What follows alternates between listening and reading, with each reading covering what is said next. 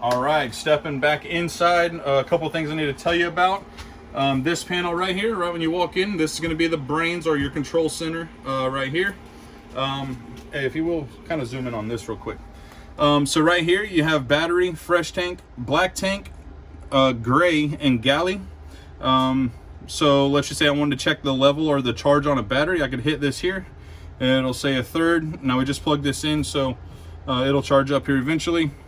The fresh tank is at empty, black tank is empty, and gray. So this is where you're going to check all the levels in each tank as you use them during your camping trip or whatever you're doing.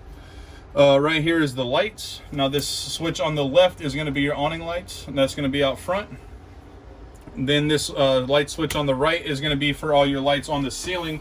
Now you'll notice that all the lights around the side, above the dinette, above the bed, there's going to be some above the kitchen. Those all stay on. This switch is just for the lights on the ceiling. So all these lights right here, just in the center of the coach. Okay. Over here where it says water heater, this is going to be for the gas side, like I was explaining to you outside. This is going to be the switch to get the gas going on your water heater instead of the electric. Up here where it says FLT, if this light comes on, then you know that it's faulted. It's tried the 3 times, it hasn't lit yet. Go ahead and just turn it off, turn it on, and you get the 3 more tries. And then this is going to be the water pump. If you were going to go ahead and do like off-grid camping, you fill the water tank and then use this water pump switch to bring the water to your faucet, shower, whatever you're going to be doing there. This is the awning button I was telling you about, retract and extend. Now this is going to be to heat your coach. So this is for heat, and then this ceiling pack up here, this is going to be how you would cool the unit. So all the controls on the AC unit are right here. Now you have low and high fan, so that's just a fan setting, just moving air, and then low and high cool is actually how you're going to start to cool the coach with a high or low fan setting. This here, the red and the blue, this is not saying that you have a heat pump up here. This is just a thermostat. So I'll go ahead and turn this off for the sake of the video. This red is saying, okay, I want you to turn off when it gets maybe 80 degrees. And then if it's all the way on the blue, that's just pretty much saying run all night. Okay, so this is going to be your thermostat for the AC. Back to the heat. When you want to turn the heat on, this white lever up top, just go all the way to the right. Okay, boom, your furnace will kick on. It's going to blow air for 30 seconds and then it will finally ignite. Same thing when it shuts down, it'll turn off and then run air for 30 seconds. So nothing's wrong, it's doing what it's supposed to do. Okay, me and Nick were just talking about it. You do have a solar panel up top. So the solar plug outside is an outlet, not an inlet. So you could charge another battery or whatever you want to do out there. This is going to be the module for your solar panel here. Okay, let's talk about some other stuff, like the refrigerator. Okay, so your refrigerator, this is what we call an eyebrow. Right here it says on off, and that's indicated by these 2 buttons positions here. Right now with the button out, that's going to be in the off position, so we want to go ahead and turn it on. That light right there is just saying that you're on a gas setting. So this button image down here is in the out position. That's your gas setting. Now you also have something called an auto setting, and when you're on auto, it's going to take electric over the propane. So you're going to be running on electric, and let's say the campsite you're at loses electricity, it's automatically going to switch over to the gas side of things, so your food doesn't spoil while you're out camping or biking or whatever you're doing. But if you just wanted to do gas, this button would be in the out position. That's going to be for when you're in transit. So generally when you're when you're going down the road, you would just turn it on gas, let it run off a 12-volt battery and propane. It does take about 8 hours to cool the refrigerator, so keep that in mind. Maybe get it started the day before you go camping so it's nice and cool. Okay, so there's that. Everybody knows how to use a microwave. That's how you open the door. Okay, so there's that. You have a fan or an exhaust that goes outside if you're cooking on the cooktop. You also have a light that's provided.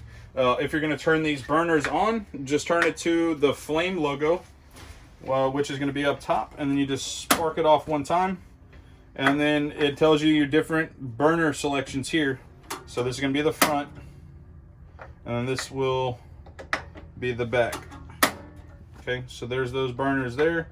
And then they give you a fancy little light over here. Now the stovetop or the oven is going to be a pilot. So right here, you just put it on the flame. You hold it in for 10 seconds. Okay, 10 seconds has passed. Then you would just spark it off. Then hold it for another 10 seconds, and then you can choose the desired temperature you want on the stovetop. Okay, if you're going to use it later on that evening, you can go back to the pilot, or if you know that it's just a one and done, you're not going to use it again, you can just go ahead and turn it off.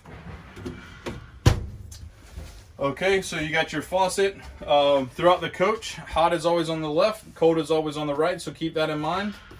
Something else you need to know, underneath these sinks are compression fittings.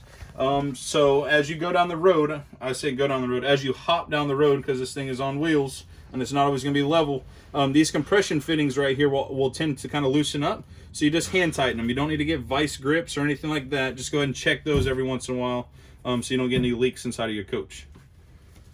Okay, so there's that. Next thing you need to know is this is your power converter here. Anything on a breaker is going to be 110 or an outlet. Anything that's on a fuse is going to be 12 volt, aka the battery. These two orange 40 amp fuses, these are going to be the big deal here. This is going to be what is your converter charger. So without these fuses, you're not getting 12 volt to the coach. You're not charging your battery.